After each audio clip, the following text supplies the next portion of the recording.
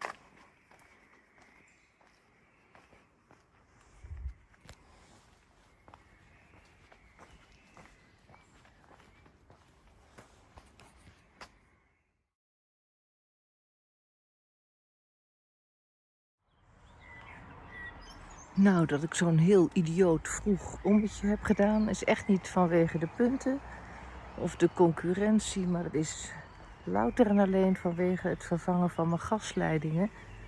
Dat als ik 's nachts wakker word om naar de wc te gaan, dat ik onwillekeurig daarover zit na te denken. Niet echt te piekeren, maar toch wel na te denken. En als dat dan te lang duurt, doe ik mijn wandelschoenen aan en dan ga ik lopen. Nou, dit hebben we al heel vaak gefilmd.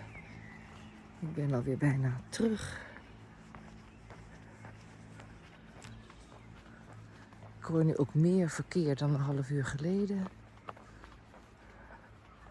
En dan eindig ik weer hier Met de shot van de Lava Meerdervoort.